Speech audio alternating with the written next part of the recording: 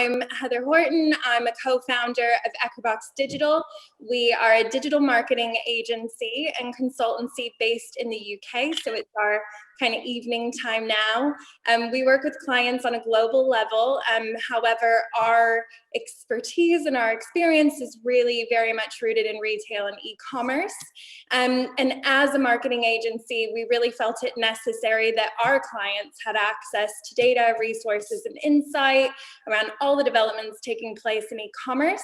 So we started the Human Commerce campaign at the beginning of 2020, which was, a slightly different time, and now things have changed, and we really wanted to look at the intersection between products, technology, and the consumer. And whilst we were developing the campaign, we noticed that, there was a clear area that many brands were overlooking, and that area was humanizing content, humanizing and personalizing shopper experiences. And now we are here today with the panelists so we can really dive into that conversation. So I'm going to introduce them now. And if you guys can just say a little bit about yourselves and about your work. And I'm going to start with David Title from Bravo Media. See, there we go. Nice to be here. Excellent. It's a pleasure to join you. Thanks so much for having me. I'm David Title, and I'm a partner at Bravo Media. We are a creative production studio based in New York City, and we work in the retail space. We've worked quite a bit with folks ranging from Saks Fifth Avenue, and in the online space, we've been working with a lot of folks lately on the challenges of what to do now that there's not as much foot traffic coming through.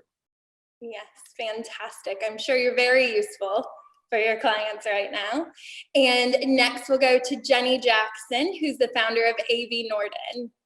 Hi, I'm so glad to be here. And AV Norden is a sustainable fashion company. The mission is to help companies to gain growth and exposure in the US marketplace. And so I work with companies that are based, it started in Nordic areas because they do sustainability so well. And then that has grown into also partnerships in New York and in other areas. So I have the marketplace online, but we also, before pre-COVID, we were doing pop-ups and other creative marketing solutions to help build those brands and the awareness around them. Great, fantastic, thank you. And Casey Golden, founder of Luxlock. Hi, really glad to be here and talking about humans and commerce in the same conversation. I am the founder of Luxlock. We're a retail experience platform, helping brands merge online and in-store shopping experiences so that every single customer can receive personal shopping and marketing experiences, everything about real life. During COVID, we've been moving in-store sales associates, selling live online on the brand's e-commerce store, helping them provide that retail therapy and sustain retail employment. Fantastic, thank you. And last but definitely not least, Karenine Arraya, the design director and founder of Ninêh. Oh, nice to meet you. Hi, how's it going? Well, I'm the design director and founder of Ninêh, and we're a women's wear collection based in Brooklyn, New York. We believe in a slow fashion approach, and that means that we don't particularly like to follow the fashion calendar that most companies are forced to follow. So what we really want is to showcase the artisans behind our brands. So I work with nonprofit manufacturers in India, incredible artisans, weavers, hand dyers, beaters, embroiderers, and what really means the most to me is that they're being treated fairly. They get the education, the training that they deserve. Fantastic. Well, thank you all so much for joining. And I know a lot of you have, been interviewed for our campaign as well and told your stories. So I hope that, you know, we can have a really great conversation about this today. But if we can start with you, Jenny, as a bootstrap brand, you've created a really strong community by offering that in-person value through your pop-up stores. But overnight, obviously, you've had to dramatically change your strategy and go online. Now, I'm sure that was a real challenge for you and a real challenge for your business. But on the flip side, has there been anything that's been surprisingly rewarding about your shift to digital? Yeah, definitely. There have been plenty of silver linings. They're everywhere in this. But I think to tell that story, I have to go backwards a little bit to say what was happening right before. So in addition to the pop-ups, I was also, because I have this unique partnership with brands where I'm really trying to tell their story as widely as I can. I was working with influencers as well. And so it was influencers and the pop-ups that were really helping my company and the brands that I was working with to grow really quickly. But it wasn't just having those things, and it was about connecting directly with those people and like really one-on-one having the conversation. So instead of taking phone calls, I always preferred to go have a coffee with someone to give them product if they were doing influencer marketing. Or when I was doing the pop-ups, I wanted to be there to tell the brand stories and to tell people why I was there. Why do we need another fashion company? You know, what I wanted to tell everyone every story behind every thread of the product, because for me that was always so important in my understanding of fashion, and as I was learning to be a fashion designer and fashion professional. So right before the lockdown happened, I was having a pop-up at Industry City. So I'm also based in Brooklyn.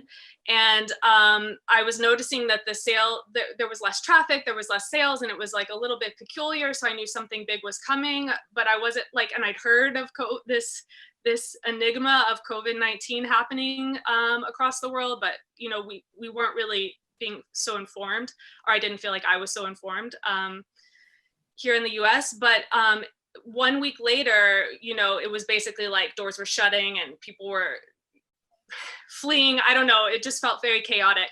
But I thought, oh my God, like I can't connect with my people anymore. Like that is what was catapulting the growth for Norden, was those connections. Because, you know, it's really those client relationships, whether they be brand partners or like end consumers, that push forward the business. Like each individual one of those, each single sale, each single client is really like, those individuals are what make, oh my goodness, hold on. I have some visitors coming, so I might have to pass it over for a minute.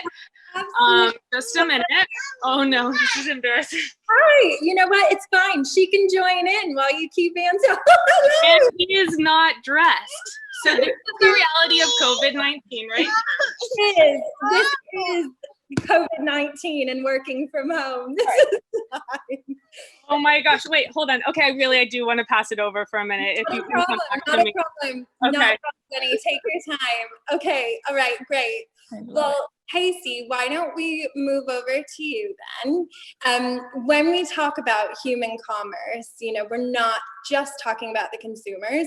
As Jenny was saying, we're also talking about the people behind the brands, and we're also talking about, you know, in-store experience as well. So throughout the pandemic, the retail job market has really suffered severely. What online solutions can the future of retail offer these retail associates when it comes to the digital workplace?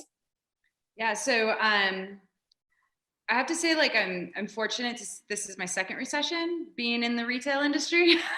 So I've got some tools in my toolbox, right? You have to sell your way out of a recession, and with the pandemic, the caveat is unemployment numbers.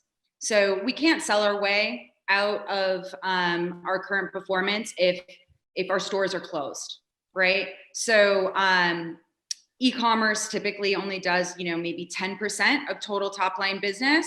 Most sales come from physical stores. So we have to move the in-store conversion rate online.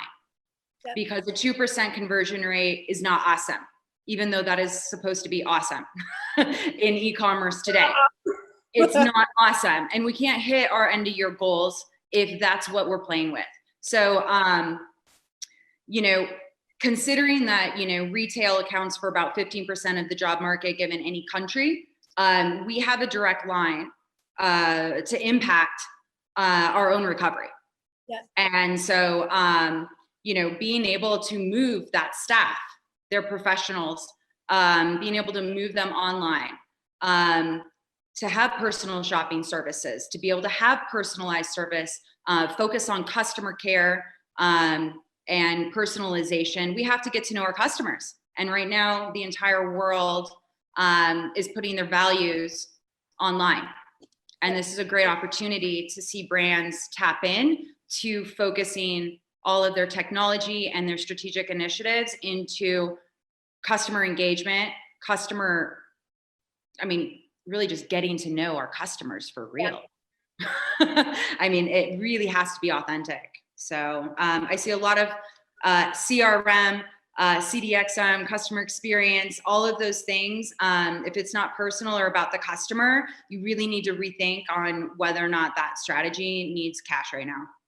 Yeah, great. And we've seen it with our clients as well. You know, the clients who already were investing in CRM and investing in personalization, they're the ones who are seeing the real growth right now. Whereas you look at the clients who've kind of been teetering on that investment, thinking, as you say, e-commerce is such a small percentage of our overall business. Now all of a sudden everyone's like, whoa, e-commerce is suddenly all we can rely on to bring revenue into this business. But, you know, there's not enough time in 12 weeks, even 16 weeks to build a whole CRM system and really start to know your customers. So I'm hoping that this is going to shift. I don't know. I mean, we've been working on it. Yes, definitely. I know someone with a platform who may be able to help them out. Okay, great. So Jenny, welcome back. Let's move over to David then. So David, we all know that you are all about experiential marketing, in-store experience. As stores start to open back up, what do you think physical retail stores need to be conscious of so that they can continue to compete with online retail going forward? Well, I think that a lot of what was already happening remains completely true.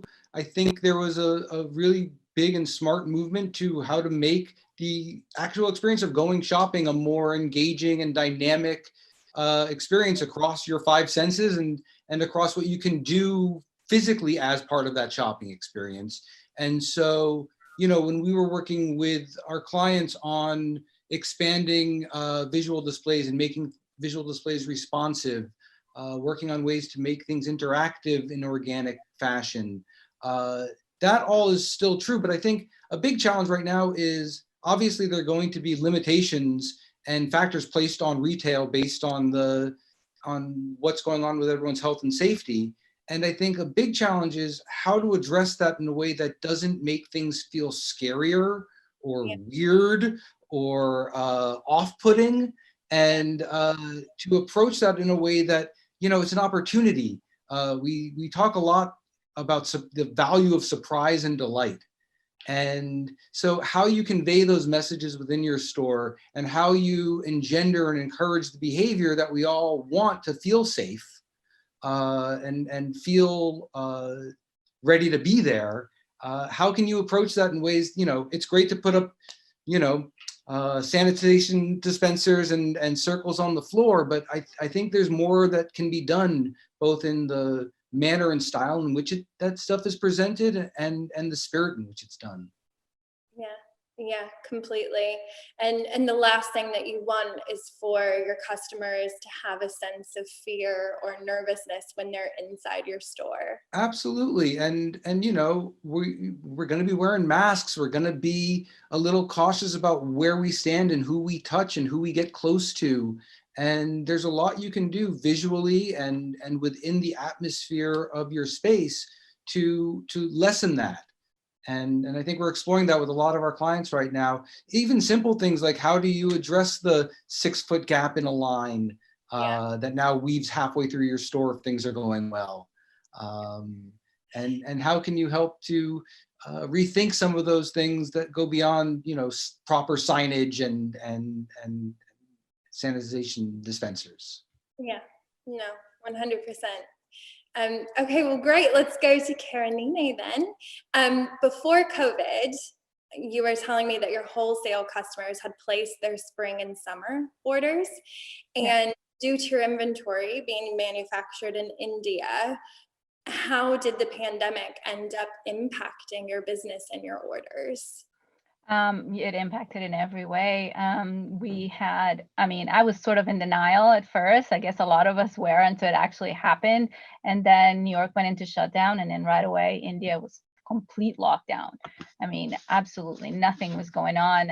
I had fabric that placed order for my fabrics from our textile weaver partners in one part of India that was going to this nonprofit that I work with of artisans and sewers, and nothing was happening at the same time.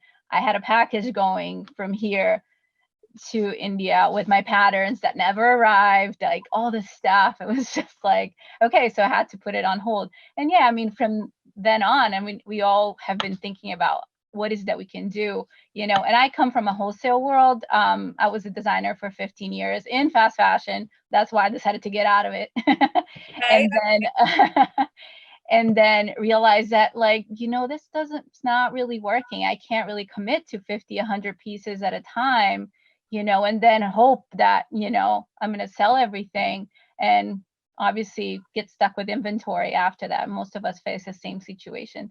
So now I think that definitely there's been a lot of thought in my mind, either like going with made to order, getting better feedback from customers way in advance, and also giving more value to the clothes, even if they have to wait a little longer, by really showcasing the work of the artisans out in India. So that's something that I think I really want to tackle into going forward for sure.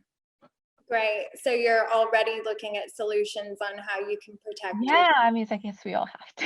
Yes, we do. We all have to pivot and think about Yeah, you know, new solutions and new ways of moving forward. Definitely.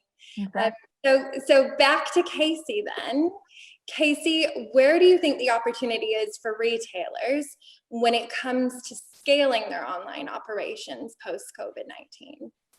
You know, we haven't had this, we have one of the largest opportunities to reinvent retail without like shares and stocks and values going down, because they already tanked. So we have a really great opportunity to take risk and do things that we were fearful of in the past or didn't have a lot of support. To me, like the new commerce is rooted in culture. And we really have to check ourselves first. We need to look at our boards. We need to look at our executives, our staff, our benefits, and leverage the things that we have, right? Before we go out and get more, before we go get new customers, are we taking care of our current customers? Are we taking care of our company? Does our brand match our customers' values, you know, on mission, in connection? Are we speaking of truth, inclusion, and goodwill, whether or not it's with our products, environment, society? Right now, you know, this is an opportunity for every single brand to not be thinking necessarily on revenue, but to think of how is every single piece of revenue going to build my brand equity? Because if we're not building brand equity right now, as soon as you pull that advertising number, your business numbers are going to go down. So we have to really look at every single piece of revenue that we're seeing, or every single order that's hitting the tally, is what percentage of it is going towards brand equity. So I think we have some of the most passionate people in the industry, you know, really work in these premium and luxury and new direct-to-consumer and innovative retail companies. There's not a lot of people that go into retail to get rich, so there's a lot of passion here. People love what they do, and we have a lot of professionally trained people, and we have product experts, and we have a lot of people that are willing to fight for their livelihoods. Retail is there's over 142 million people that work in retail. I think one of the big conversations we need to be having right now, like today, is that for Black families in the United States, that's number 2 of the employment market, behind like education and healthcare. So we really need to look at how are we supporting, our customers and customer service like crazy, and we got to sell our way out of it, Yeah, 100%. Great, thank you, Casey. And David, back over to you. Don't know if you're muted again, but unmute. How can brands foster a direct connection with consumers and create the same delight that you're talking about that they would get from in-store experiences, but online instead of in the real world? Well, I think there's been an opportunity that's arisen through this experience that we've all been through. And part of that is the value of these various forms of online real-time events as an opportunity to form a different kind of connection and provide a different kind of access for people. And, I think on an anecdotal level, we saw it really across like every strata of society, whether it was, Miley Cyrus starting a daily Instagram live show from her bedroom and like interviewing major artists from their bedrooms and giving us that sort of access, to people on a much lower level holding these sorts of gatherings, whether it's to support the lonely hearted in a dance party, or it's doing something more elaborate, or it's doing something as simple as having a lead designer available to answer questions live on your website for 20 minutes in an afternoon. I think there's a lot of opportunity to use the tools that, again, these are not new, none of this stuff is new and exotic, but in the e-commerce space, I don't think we've really seen a lot of brands take advantage of the ability to reach people on this more authentic and valuable, I think, manner. And it requires a different kind of thinking, and it requires, taking a little bit of a risk, I think, but it's a way, when you talk about scale, and I don't know how one scales a product line, but I think in terms of scaling an audience and scaling your consumers, there's a real opportunity to use a digital platform and use the power of that digital world beyond what we've always seen e-commerce for, which is great selection, really easy to sort through things and find things and learn about stuff, but it doesn't necessarily provide a human connection. And so I think the desire, even as we do go back out into the world, I think we want these kind of connections as well, and it's a real opportunity, but it requires companies that wanted that to reach out to professionals and to vendors and partners that have the experience in this, in the same way that you would look to a PR or branding agency. You need to look out for professionals who understand streaming, who understand production and all the trappings so that it looks and feels as good as everything else you're doing. And now someone's cutting bricks outside my window, which is awesome. Seems like a good moment for that. I think it's somebody else's bricks. I don't think they're my bricks. So everything's safe and well, but maybe I'll mute for a sec and we'll come back to it. Babies, brick cutting, this is fun. Thanks, David. Okay, so Jenny, we're going to come back to you now, if that's okay.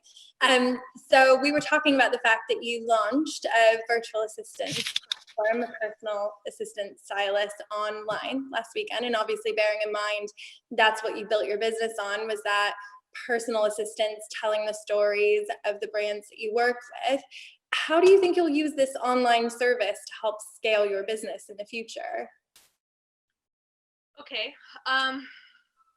So yes, right before COVID, I had launched personal shopping in my showroom. So I didn't have a retail storefront, but I had a showroom, and the personal connection was really what was creating growth for me and for my company. And I identified that as a strength. So being that I am not trying to, go out and invest in new crazy technologies because I'm a bootstrap entrepreneur. I am really just trying to make it make do with what I actually have. So, I mean, of course, the first step was social media. That was my answer. I mean, that is where I was DMing with people, with influencers, with customers.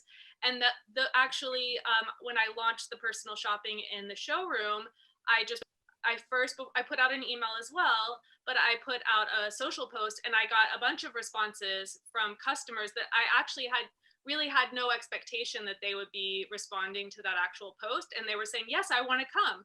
I mean, it's kind of a cool, like, exotic thing, like, let's go to a showroom. Like, and so I was booking all these appointments, and then suddenly they were canceled.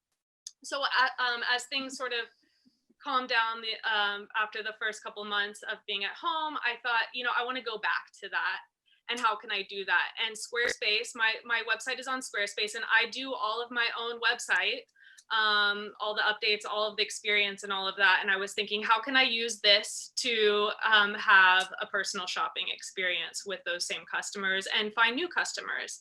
And Squarespace had launched scheduling, and I thought, let me just try to use that.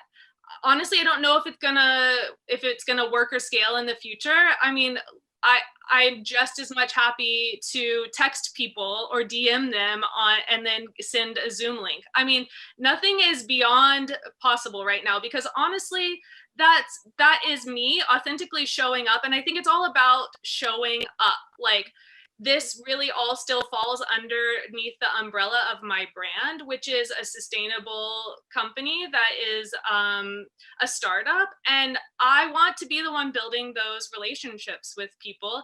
And then as I grow, as I did have an assistant who had to actually go back to New Zealand. So it's been me, and with her, no return date in sight. So, but as we grow our team, I want more people who can also continue to tell from their point of view, because of course, diverse points of view are very important to me and to our brand, and telling it from their experience. But to be able to connect with those people, with our customers in the future. So having that ability to sort of pivot and communicate authentically, whether it be personal shopping or social media or whatever it is. So. Great. So just being there wherever the customer is at the time that they want you to be there. Literally, that is it. I'm all about showing up. And last week when, yeah, totally. Last week when the protest started, I said, you know what? I'm putting everything aside right now. The economy has tanked. What is more important right now? Making a sale, or actually showing up and giving a platform for the people's voices that matter? And I have a lot of partners that are women of color, African American, and I turned to all of them and I said, what do you want me to do? Like, I want to turn this over to you. So it's all, and so I showed up for them. I felt like, at least that's the least I can do right now. I'm not trying to like make a buck, but just build this brand for what I really want it to be. So. It's great. It has to all be digital. If it's not, I mean, no one even has a landline anymore. So, yeah. I mean, I technically do, but I think my husband. Oh, that's very exotic. My mother-in-law is the only one who ever calls it though. Okay, thank you very much. And Karenine, this year, Boohoo and Pretty Little Things became the 5th and 6th most impactful brands on social media. And this is something that we saw online last week. I mean, they knocked off Chanel and Gucci. What elements, because you spoke before about how you have worked in fast fashion, and that's why you've moved to slow fashion. What elements of the fast fashion model can more independent slow fashion brands use to help scale their online businesses? Well, what I see Boohoo and Pretty Little Things doing that is extremely amazing. I mean, yeah, they're still fast fashion, but I'll go into the criticism after, is like how much they tackle inclusivity and all body shapes and sizes. Their social media platform's amazing. It's so raw and it's beautiful and it's women the way they're supposed to be. And I think that's why they're kind of knocking everybody out of the park. And I think that's something I would take and I would like to do as well. And that's the best example I could give. But it's still it's still fast fashion. It's still disposable clothing. It's still waste. I mean, I don't understand how they could even, you know, sell something for $12.99, and God knows what the actual person on the other side of the supply chain is actually making, you know, and that really kind of breaks my heart a little bit. I mean, there's no information on what the quality of the fabric is, or where it's made, or anything like that in their website. I think it's mostly 100% polyester, but that's plastic too. So, you know, but yeah, what I can bring with me is definitely their example of inclusivity and body shapes, color, everything, which I think is pretty amazing, you know, and I think all brands should be doing that. Yeah, I agree. I agree completely. And I think it helps shoppers as well, especially when they're shopping online, if they can see the same piece of clothing in different body shapes, because it's very hard as a woman, especially, can't speak for men, sorry, David, but as a woman, when you're shopping, it is very hard if you don't see someone who looks like you when you're trying to choose to buy an item of clothing. Absolutely, absolutely. Yeah. We have a couple questions, and I'm conscious of that, but I just wanted to ask, I just want to ask one more question of Casey before we move on to that. So Casey, Luxlock is a unified retail experience platform that's been designed for specialty brands to merge their high-touch online and in-store shopping experiences. But post-COVID, how have businesses started to see your service as kind of less of a nice to have addition and something that's actually a lot more essential for them? So when we talk about the future of work, the retail industry is rarely part of that conversation. Every single person who works in retail cannot work out of pocket or work from home right now. It's not been something that we've left a complete industry behind. So what I felt coming from the luxury sector, everybody should be able to shop with a stylist. Like, this is not extra. This is not its own business. This is like part of the product, it's part of the brand. You should be able to ask a question and get fit, right? And it was nice to have. It was luxury, right? I only sold really to luxury brands because those salespeople make commission only, right? So it's a methodology that mass merchants and most direct-to-consumer e-commerce companies, it's not part of their DNA. COVID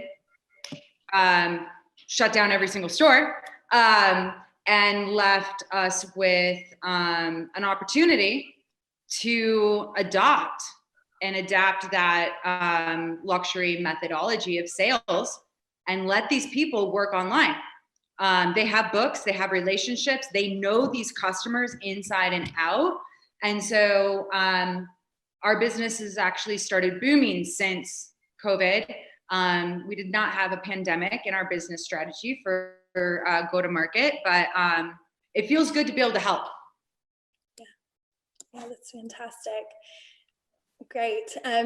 Before I do move to the questions, I think that the final question really I want to put over to you, David, which is, how do you think we can bridge the gap between online and offline and really build a sustainable connection between consumers and the brand? And this is open to any of you. I'll start with David, but, you know, just kind of wrap up our panel. You know, this is the crux of what we want to talk about here, bridging the gap between on and offline. It's not just about online, and it's also not just about offline, and especially now, but how can we use both experiences to build this connection between consumers and brands? Well, I mean, I have to say, I really have to applaud what Jenny's been doing in terms of how she's been approaching that melding of the real world experience. And one of the things I really just to build off a little bit of that, when she mentioned having pre-COVID inviting people to her showroom and how that was a special cool thing. And I think one of the things, you know, again, back to finding that balance between the real world and the digital world, being able to offer something that feels exclusive and feels special and feels, you know, personalization gets thrown around a lot. And when it's algorithmic personalization, it's cool, it drives sales, but you feel the difference. And so I do think that in how we bridge that digital real world thing is really a question of how do you enhance the human and humanity part of your e-commerce business. And obviously on the retail side, make sure everything's working properly and invest in your staff, because they're going to be your best resource at the end of the day, and your front line, and then make the experience wonderful. But I do think it's, again, right back to the point of this whole gathering, which is human commerce. And there's, as good as chatbots are, as good as AI is, as good as algorithms are, it's not human. And human has value. And I think if you can find ways to tap into that value, then you're going to benefit from it across all of your platforms. Agree completely. Does anyone else on the panel have anything to add to that? I mean, you're living it, Jenny. Yeah, I just want to I made one observation earlier as I was thinking about this panel, is that we've become so much more sophisticated as users of the digital world. At this point in 2020, I can remember back in 1998, starting like having my first laptop and how strange that was, and how we sort of used the computer as a facade to hide behind. And now it's really so much a part of our lives that when we're thinking about like being authentic and living a life that like brings us happiness, like we also have to show up in that same way digitally. And I think that you can't fake it. You know, people can truly feel it. And so like now we really live in this like 4-dimensional world and reality, and COVID just brought that reality even more in our faces, that like, let's show up in the same way that we truly authentically want to experience our 3-dimensional world also with digital. And it's felt, and you can see the responses back, you know, you can feel that energy back. So great. Yeah, I think something that we can take away is, you know, we need to start treating every single customer like a VIP, and because every single customer counts, and it's much more productive to spend money and service a current customer than it is to go out and find a new one. So, you know, the best retail brands in the world believe that their job is hospitality before retail. And I think that that's a mindset that we need to really take online, is how do you provide service on a website? Yeah, agreed completely. I mean, there have been so many e-commerce sites throughout COVID as well who they've had to move all their customer service staff, for example, out of the office, and they've switched off phone lines, but then also haven't given you any alternative means of communication of a live chat option, or they're not answering messages on Facebook. And actually, I've seen a lot of brands who've had a lot of anger coming out of customers over this period because of their lack of communication. Exactly that. So I feel like what it comes down to is communicate on a personal level and understand your customers. And, you know, whether you're doing that online, offline, or any other channel, that's the way forward to be more human. Yeah. It takes one experience. One bad experience can ruin 100 good ones. And one great experience can flip a customer to change the brand that they use. You know, every single engagement point like really matters. Yes, 100%. I really have enjoyed this conversation. Thank you so much for joining.